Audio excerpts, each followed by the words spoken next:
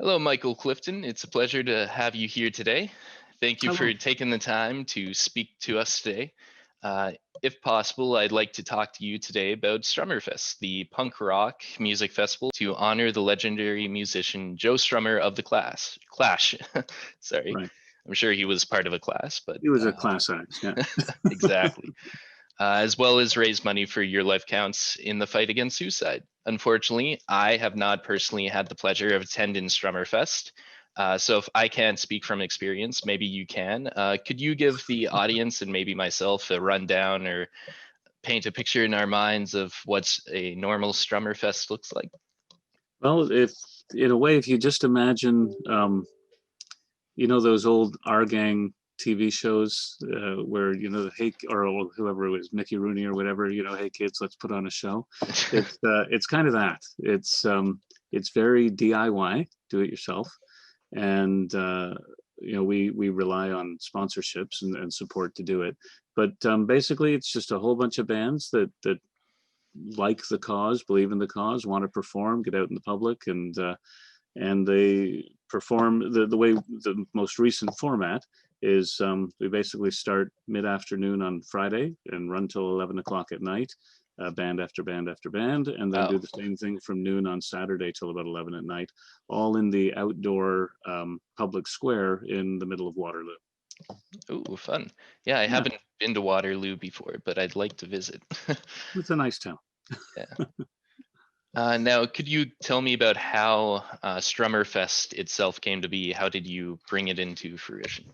Yeah, well, I'm an old Clash fan. I think I bought London Calling just a month or two after it came out, uh, and that was around the age that I got involved with the Clash and punk rock, which I stayed committed to for many years.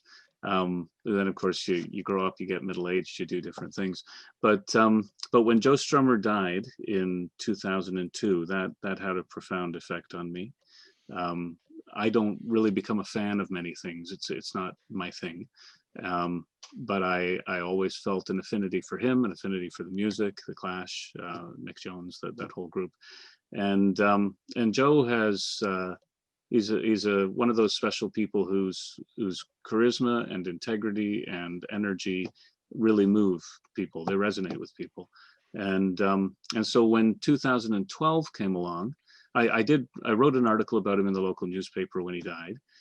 Then when 2012 came along, I decided that I wouldn't mind doing a little tribute concert. And I'd done a couple little things like that, charity fundraiser concerts for my kids' school and other things.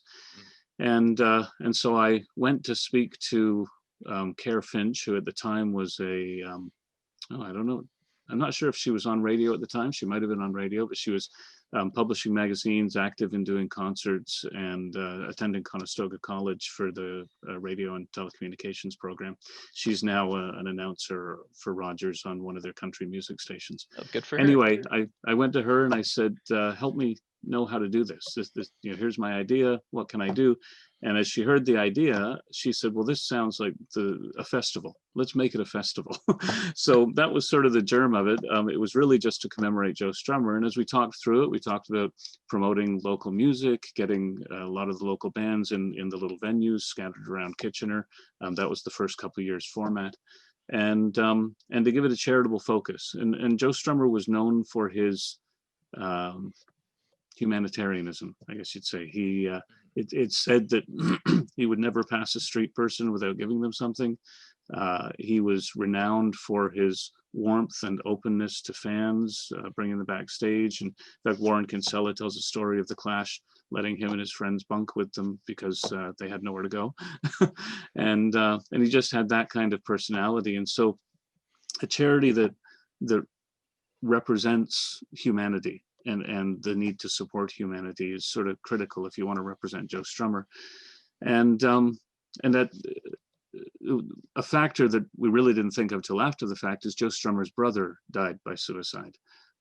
He and that happened before the Clash and when Joe was a younger or older teenager, younger man, and that had a profound impact on him and his sensibilities.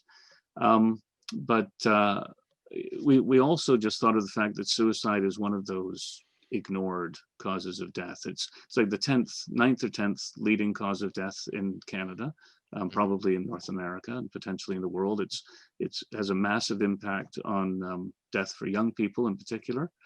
And it's simply, you know, people will pour money into cancer and diabetes and other things that cause damage, but suicide is too icky to talk about. And that's changing. Mental health and suicide and things of that sort are becoming more common for people to talk about and care about. But at the time they weren't. And so we thought that's a good aim to focus on.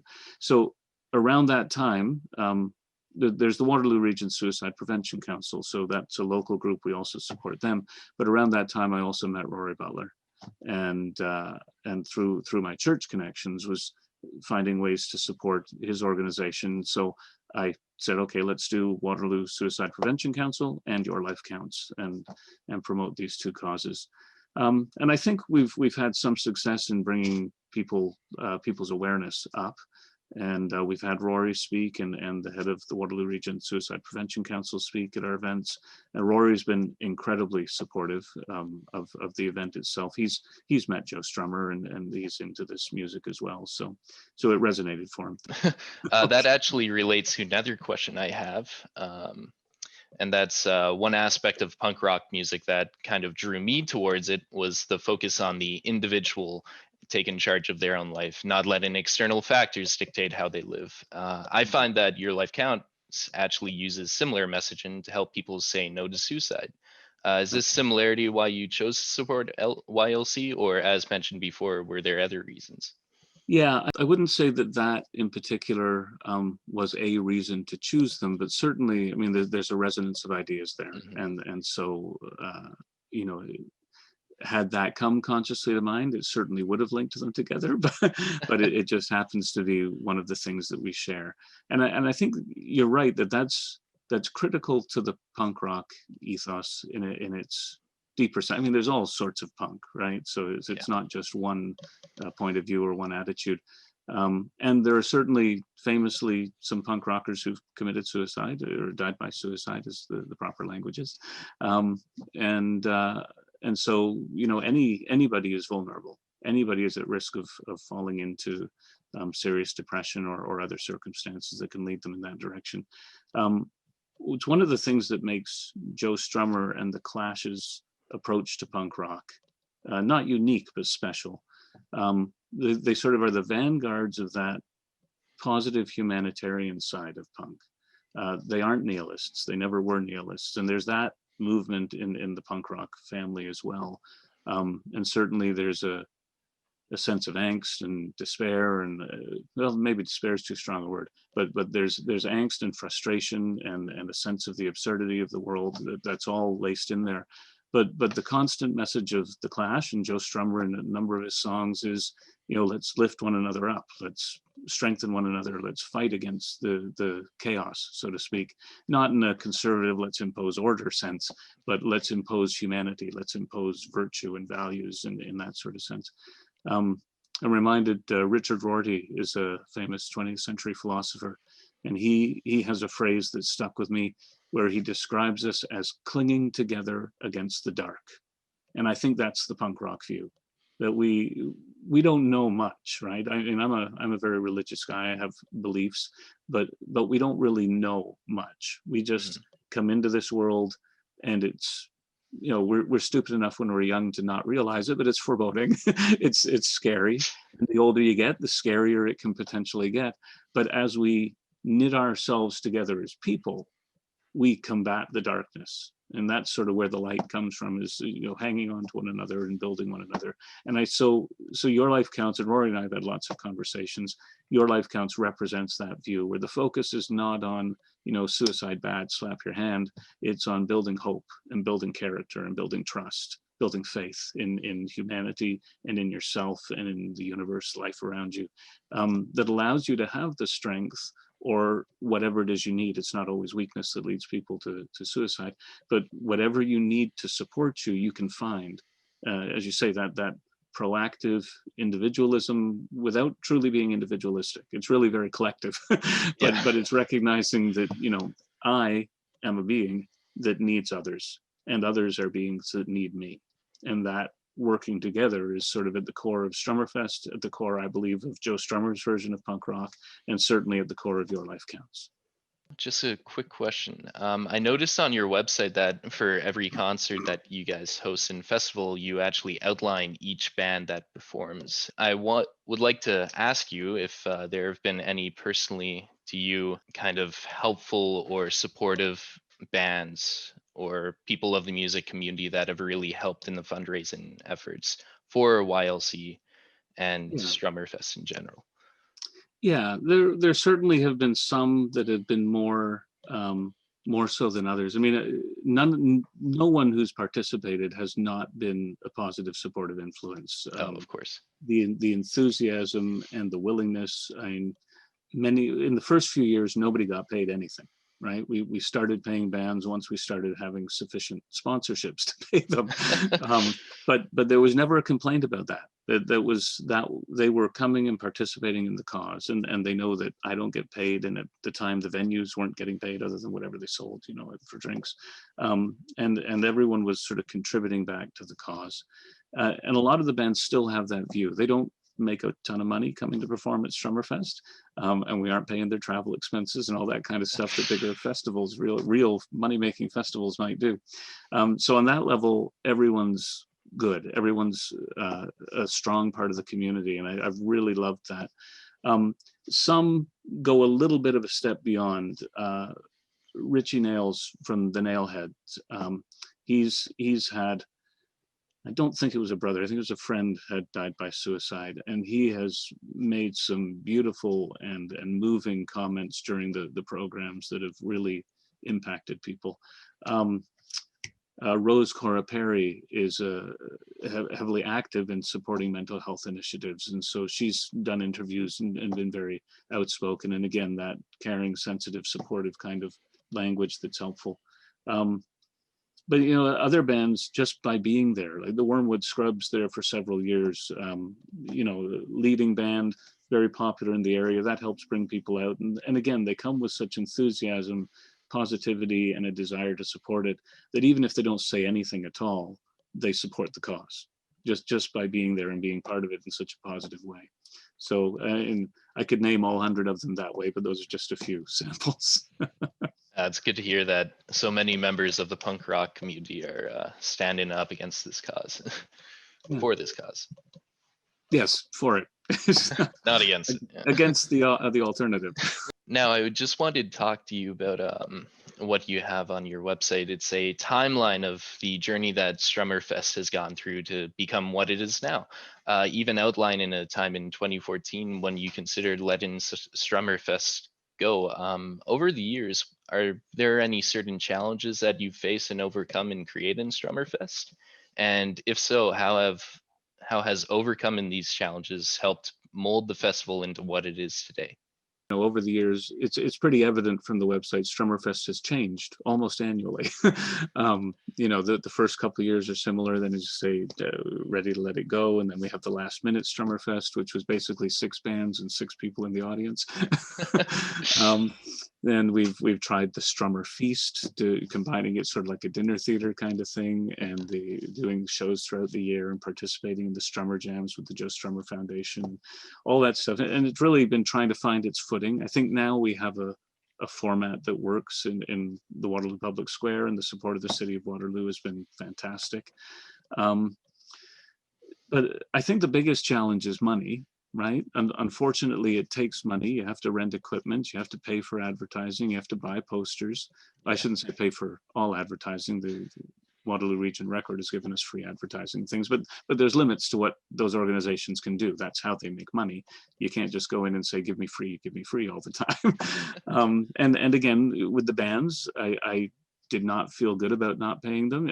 I appreciated their willingness, but they're all struggling artists, and it's not easy to survive, even if it's just your avocation as opposed to your vocation.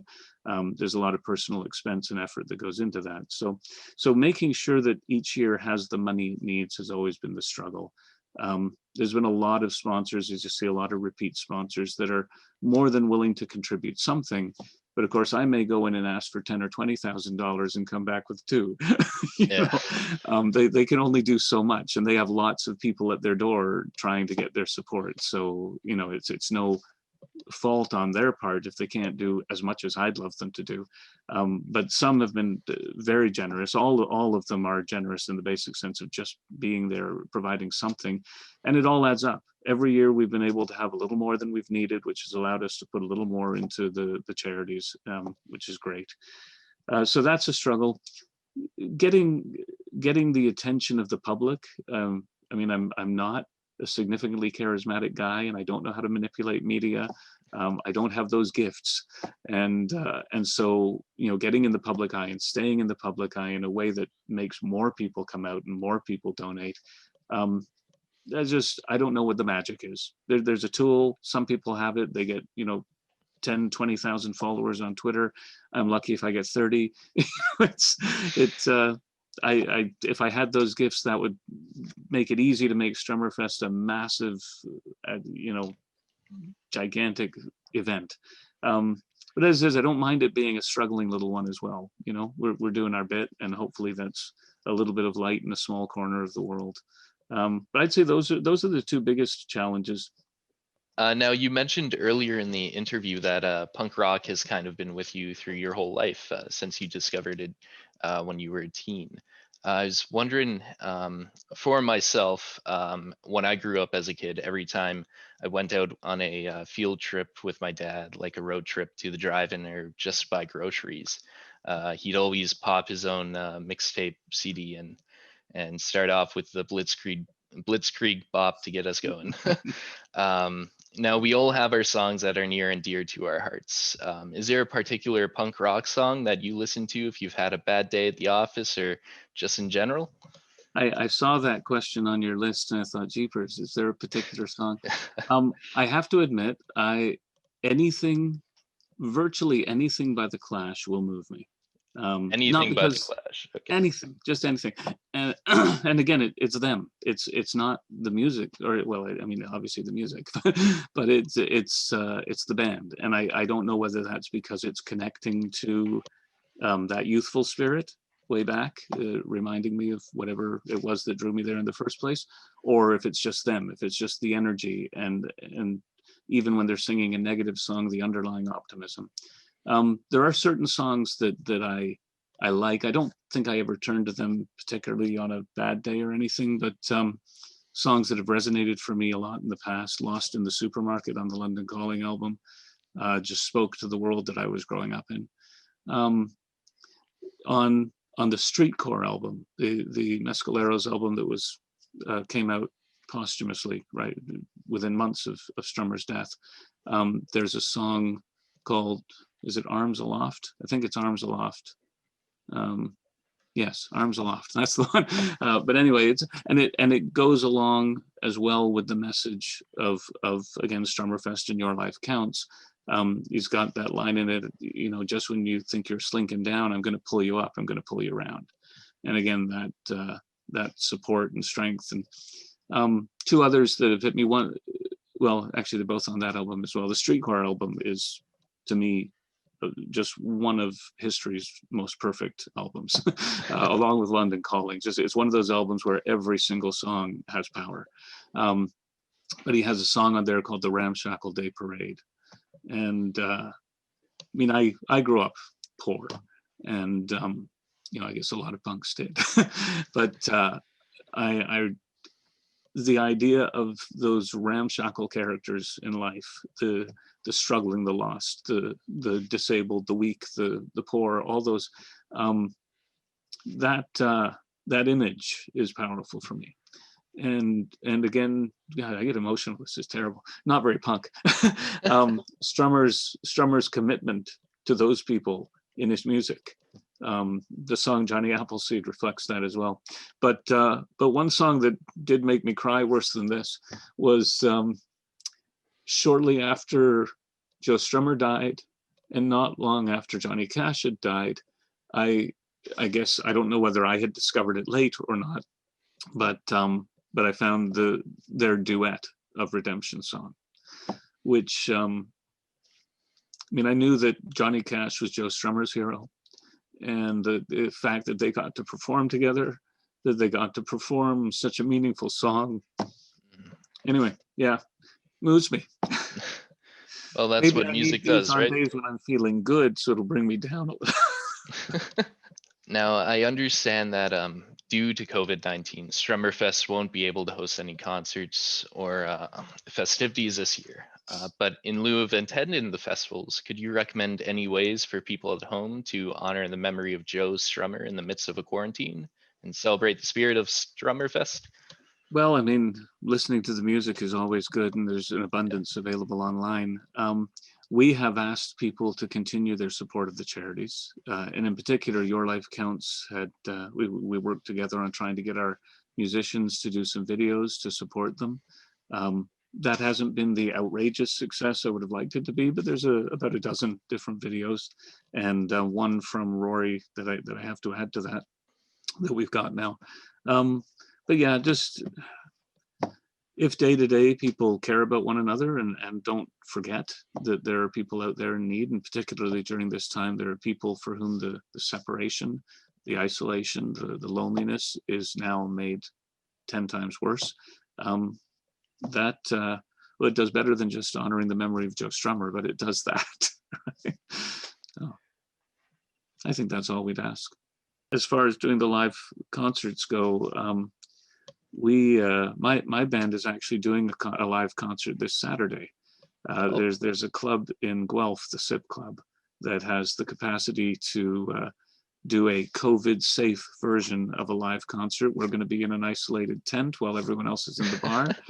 They've Hey, got their that's awesome. limits, yeah, and it'll be live streamed into the bar and live streamed online, and so. I mean, it opens doors for the ways that events like Strummerfest can happen. And I've been talking to an organization that does major conferences and music festivals online. And if we have the sponsorship to afford it, next year it might be a hybrid event where we're both online and live, or at least online, depending on how the pandemic goes. Hey, that's awesome. I'm glad to hear it. Hoping, Now, hoping. oh yeah. No, I read online are you part of the band CID? Is that Yeah, the band you're referring to? Okay, perfect. yeah. And you met the person that your the other bandmate in Strummerfest, correct? Or was that It's sort of in and around. So in the year we did the last minute Strummerfest, which was a year I hadn't planned to do one at all. Chaley Nelson, who's the guy you're referring to, he at the time owned and operated a little rehearsal studio in Guelph called Regal Road Studio, which had a great stage and sound system in it, and he'd have all his pals and the local bands come and rehearse there.